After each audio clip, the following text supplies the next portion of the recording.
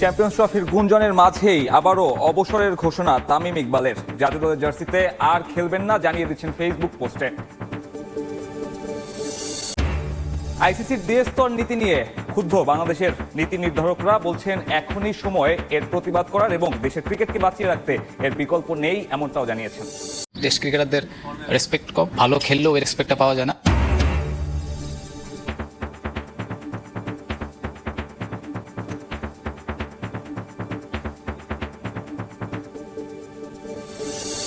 আন্তর্জাতিক ক্রিকেট থেকে আনুষ্ঠানিকভাবে অবসরের ঘোষণা দিলেন তামিম ইকবাল। ফেসবুকে নিজের অ্যাকাউন্ট থেকে একটি স্ট্যাটাস দিয়ে এই ঘোষণা দেন সাবেক টাইগার অধিনায়ক। চ্যাম্পিয়ন্স ট্রফির বাংলাদেশ দলে তামিমকে অন্তর্ভুক্তি করা নিয়ে আলোচনার মধ্যেই নিজের এমন সিদ্ধান্ত জানালেন তামিম।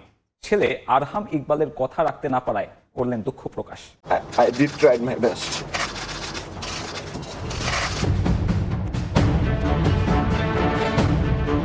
2023 6 জুলাই আচমকা এক ঝড় এসে লন্ডভন্ড করে দিল বাংলাদেশের ক্রিকেটকে। সাজানো বাগান ছারখার হয়ে গেল এক সিদ্ধান্তে। কান্না ভেজা কণ্ঠে তামিম ইকবাল জানালেন দলের মাঝে তাকে নিয়ে চলছে নানা গুঞ্জন, তাই অধিনায়কত্ব আর করবেন না তিনি।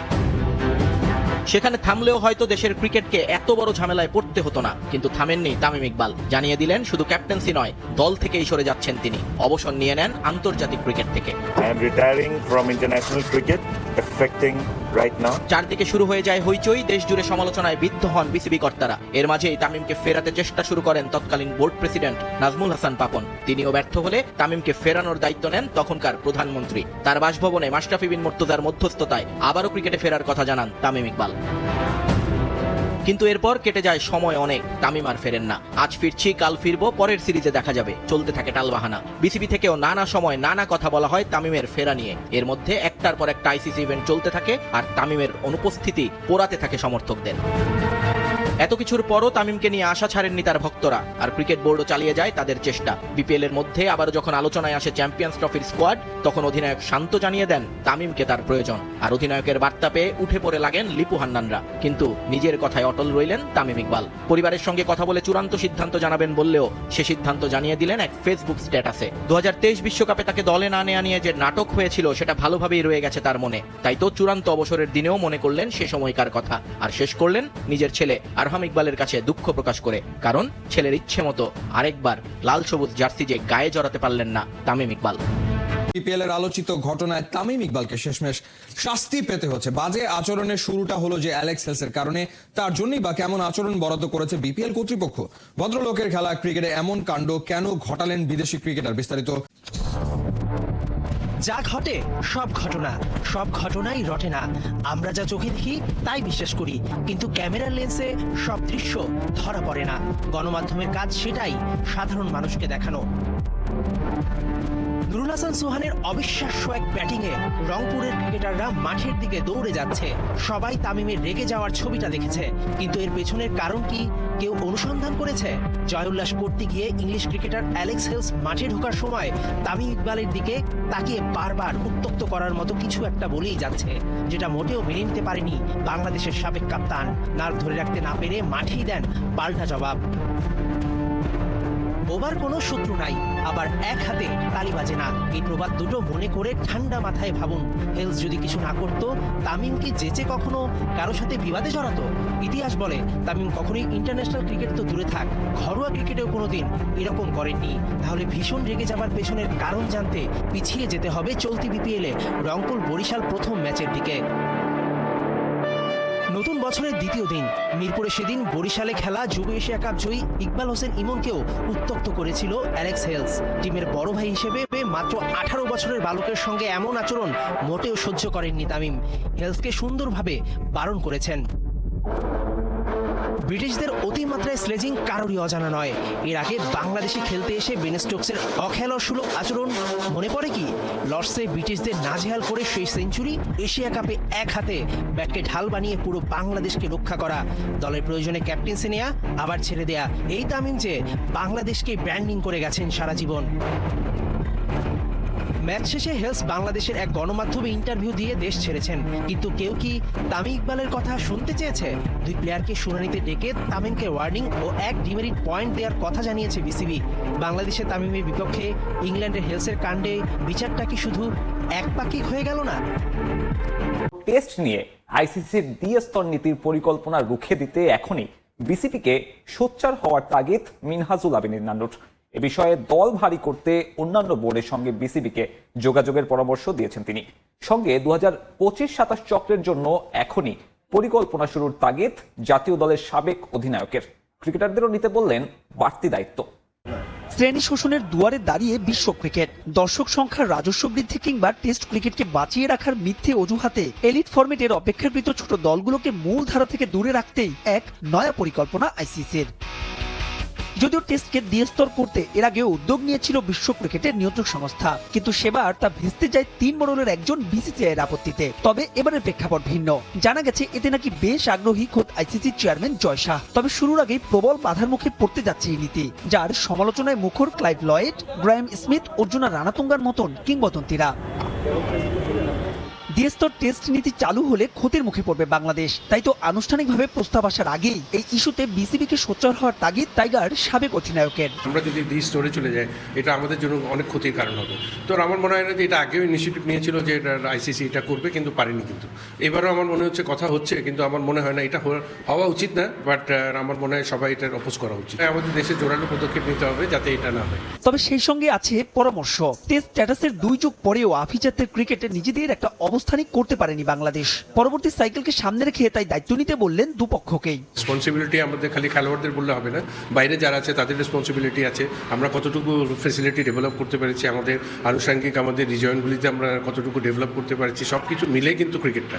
তো সেই হিসাবে কিন্তু রেসপন্সিবিলিটির কথা যখন বলতে, দায়িত্বটা সবার সেভাবেই চিন্তা করতে হবে। আমাদের দিক থেকে আমাদের স্ট্রং থাকা উচিত এবং আমাদের খেলোয়াড়দেরও দায়িত্ব নিয়ে ভালো ক্রিকেটটা খেলা উচিত এবং সবার সার্বিক সম্মিলিতভাবে ক্রিকেটটাকে স্ট্রংভাবে দাঁড়া করাতে হবে। পরবর্তী টেস্ট চক্রে অস্ট্রেলিয়া, ইংল্যান্ডের বিপক্ষে সিরিজ আছে বাংলাদেশের, আছে Pakistan, South Africa, West Indies আর শ্রীলঙ্কার বিপক্ষে সিরিজও। তাই তো শুধু বিসিবি নয়, দায়িত্ব নিতে হবে ক্রিকেটারদেরও। একা একা কষ্ট করে আবার জাতীয় দলে ফিরেছি, দলে থাকি আর নাইট থাকি, সবসময় আমি সময়টা উপভোগ করি। বিপিএল এ চট্টগ্রামের পাকা ফিনিশার শামীম পাটোয়ারি জানিয়েছেন এমনটা। কারো কাছে টিপস নিয়ে নয়, নিজের চেষ্টাতেই 22 গজে খেলেছেন দারুণ সব ইনোভেটিভ শট। বিপিএল এ নিয়মিত ভালো উইকেট চান এই হার্ড হিটার ব্যাটার। ভালো খেলে এনজয় করি, খারাপ খেললেও এনজয় করি, সবকিছু আমি একটু এনজয় মোডে থাকি সবসময়। ভাত খেয়ে বল পান, সেই শক্তি দিয়ে বল পেটান। বছর 4 আগে শামীমের সেই বাইকটা সোশ্যাল প্ল্যাটফর্মে ছড়িয়ে পড়ে, ভক্তরা উপভোগ করে। শুধু কথায় না, এখন ব্যাটের জাদু দেখিয়েও ক্রিকেট ভক্তদের আনন্দ দিচ্ছেন। সবশেষ ক্যারিবিয়ান সিরিজে টি-20 দলে ফিরেই দলের জয়ে বড় অবদান রেখেছেন। 2021-এ অভিষেক, মাঝে ইন অ্যান্ড আউট। 24-এর শেষে যেন নতুন জীবন পেলেন শামীম পাটোয়ারি। বিপিএলও ধারাবাহিকতার ছাপ রাখছেন। বেশি একটা খারাপ লাগে না, সো আমি একটু সবকিছু আমি একটু এনজয় মোডে থাকি সবসময়। খারাপ যদি যেটা বলি, ভালো সময় যেরকম থাকতে চেষ্টা করি, খারাপ সময় ওরকম থাকার ট্রাই করি। আর যখন টিমের বাইরে ছিলাম, ওই তো আমার কাজ ছিল প্র্যাকটিস করা, ভালো করা, কিভাবে সুযোগগুলো আমি কাজে লাগাবো, অপরচুনিটি, আর ওইটাই কাজে লাগাইছি। পাওয়ার হিটার, বড় ছক্কা মারায় পটু। যদিও শামীম সবাইকে মুগ্ধ করছেন third man, fine leg, square লেগে অসাধারণ সব ইনোভেটিভ শট খেলে। রহস্যটা কি? আসলে আমি পার্সোনালি কারো কাছে ওরকম পরামর্শ নেই আর কি। আমি আমার যেটা আমি ওইগুলোই আমি ইম্প্রোভাইজিং কোর্স করেছি, ভালো মতো হার্ডওয়ার্ক করছি। এইটাই সব কিছুই আসলে প্র্যাকটিস থেকেই। আমি ট্রাই করি, প্র্যাকটিসে সব কিছু এগুলো নতুন ট্রাই করি, বেশি জানি আমার ম্যাচে ইজিলি আমার খেলতে অনেক টাফ কম হয়। টি-20 যেই টাইপের খেলা হয়, ভালো উইকেট অবশ্যই দরকার আমাদের, কারণ না হলে স্টাফ আমাদের, কারণ আগে এরকম উইকেট ছিল না সত্যি কথা বলতে। সো যত ভালো উইকেট হবে আমাদের জন্য ভালো, আমরা ভালো কিছু শিখতে পারবো, ভালো শর্টসও খেলতে পারবো এক্সট্রা। জাতীয় দলের হয়ে এখন অব্দি 22টা টি-20 খেলেছেন। ছোট ফরম্যাটের ফিনিশার ভাবা শামীমকে গেল বছর ওয়ানডেতেও পরখ করেছে নির্বাচকরা। 50 ওভারের লড়াইয়ে ব্যর্থ, 4 ম্যাচে কেবল তুলেছেন 33 রান। আন্তর্জাতিক টি-20তে ফর্মে, বিপিএলে প্রথম ম্যাচে 38 বলে তুলেছেন 78। সবশেষ ইনিংসেও তার ব্যাটে 14 বলে ম্যাচ উইনিং 30। ফিনিশিং রোলে চ্যাম্পিয়ন্স ট্রফিতে কি যাওয়ার স্বপ্ন দেখছেন শামীম? আমি যেটা আছি এখন টি-20, আমি ওইটাই নিয়ে ফোকাস করতে চাই। আর ওডিআই ওইটা হলো সিলেক্টরদের ব্যাপার, আর আমার চেষ্টা থাকবে আমার ভালো করার, আমি ভালো করতে থাকি। বিগত আওয়ামী লীগ সরকার ক্রীড়াঙ্গনকেও দলীয়করণ করে ফেলেছিল, যে কারণে প্রতিভাবান খেলোয়াড়রা সুযোগ পায়নি জাতীয় দলে খেলার। আজ মিরপুর সিটি ক্লাব মাঠে শহীদ জিয়া আন্তঃথানা ফুটবল টুর্নামেন্ট উদ্বোধনী অনুষ্ঠানে এমন অভিযোগ করেন বিএনপি মহাসচিব মির্জা ফখরুল ইসলাম আলমগীর। এদিকে একই অনুষ্ঠানে বক্তব্য দেন বাংলাদেশ জাতীয় ফুটবল দলের সাবেক অধিনায়ক এবং মহানগর উত্তর বিএনপির আহ্বায়ক আমিনুল হক। দেশের সব শিক্ষা প্রতিষ্ঠানে নিয়মিত খেলাধুলার কার্যক্রম চালুর ঘোষণা দিয়েছেন তিনি। ভবিষ্যতে আমরা আমাদের প্রত্যেকটি স্কুল, কলেজ, মাদ্রাসা, ইউনিভার্সিটি প্রত্যেকটি জায়গাতে বাংলাদেশের যে স্পোর্টসের যে ফুটবল, ক্রিকেট, হকি সহ বিভিন্ন ইন্ডিভিজুয়াল যে গেমগুলো রয়েছে, যেগুলিতে বাংলাদেশের ভবিষ্যৎ অনেক ভালো, সেই গেমগুলোকে প্রত্যেকটি স্কুল, কলেজ, মাদ্রাসা, ইউনিভার্সিটিতে আমরা বাধ্যতামূলক করবো ইনশাআল্লাহ। তারা বাংলাদেশ শাসন করে প্যাসেজ কায়দায় সমস্ত প্রতিষ্ঠানগুলোকে নষ্ট করে ফেলেছে। এই ক্রীড়াঙ্গন তার একটা বড় উদাহরণ। তো এই ক্রীড়াঙ্গনকে কোনোদিন পূর্বে কখনোই দলীয়করণ করা হয়নি, তারা এটাকে দলীয়করণ করেছে, যার ফলে আমরা পত্র পত্রিকায় দেখেছি যে সমস্ত মেধাবী ভালো ট্যালেন্টেড যে সমস্ত খেলোয়াড়রা ছিল তারা কখনোই সে সুযোগ পায় না। আমাদের এই যে নতুন যে যাত্রা শুরু হয়েছে, এই যাত্রায় আমাদের ক্রীড়াঙ্গনে আমাদের যে জিনিসটা সবচেয়ে বেশি দরকার সেটা হচ্ছে একটা অরাজনৈতিক একটা ঐক্য। বিপিএল এ সিলেটে দিনের প্রথম ম্যাচে জয় পেয়েছে দুর্বার রাজশাহী। ইয়াসির রাব্বির দুর্দান্ত ব্যাটিং সঙ্গে রায়ান বার্লের অলরাউন্ড পারফরম্যান্স, এই দুইয়ের যোগফলে টুর্নামেন্টে মেহেদী মিরাজদের প্রথম হার উপহার দিল এনামুল বিজয়রা। 28 রানে জিতেছে রাজশাহীর মামুর ব্যাটাররা। বিপিএল এর রাজশাহী খুলনার লড়াই, সিলেটে কে হাসবে শেষ আসি, তাসকিন আহমেদ নাকি মেহেদী মিরাজ? এমন ম্যাচে টস ভাগ্য খুলনার পক্ষে, রাজশাহী আগে ব্যাটিংয়ে। ব্যাট করতে নেমে রাজশাহীকে ভালো কিছু করার আভাস দিচ্ছিলেন মোহাম্মদ হারিস, জিশান আলম। দলীয় 44 রানে তাদের উদ্বোধনী জুটি ভাঙেন নাসুম আহমেদ। শুরুর ধাক্কা সামলে নেওয়ার দায়িত্ব এনামুল বিজয়ের কাঁধে, তবে নাসুম ঘূর্ণিতে রাজশাহীর কাপ্তান টিকতে পারলেন না বেশিক্ষণ। 8 বলে 7 রানে থামেন বিজয়। দলের প্রয়োজনে হাল ধরতে ব্যর্থ ওপেনার জিশান আলমও। মোহাম্মদ নেওয়াজের বলে তার পথ চলা থামে 23 রানে। ইয়াসির রাব্বি, রায়ান বার্লের দুর্দান্ত ব্যাটিংয়ে বিপাক কাটিয়ে ওঠে রাজশাহী। 25 বলে 41 রানের ঝকঝকে ইনিংস খেলেন রাব্বি। বাকি সময়টা বার্লের 29 বলে অপরাজিত 48 আর আকবর আলীর 9 বলে অপরাজিত 21 রানে ভর করে নির্ধারিত ওভার শেষে রাজশাহীর স্কোরবোর্ডে 5 উইকেটে 178 রান। জবাবে শুরু থেকেই এলোমেলো খুলনা টাইগার্স। 6 রানে উদ্বোধনী জুটি ভাঙেন জিশান আলম। শুরুর বিপর্যয় সামনে উঠতে ব্যর্থ মেহেদী মিরাজ। 1 রান করে তাসকিনের বলে ধরা পড়েন খুলনার কাপ্তান। দলীয় 90 রানে খুলনার চতুর্থ উইকেটটা শিকার করেন গাজী। আফিফকে হারিয়ে মহা চাপে খুলনা।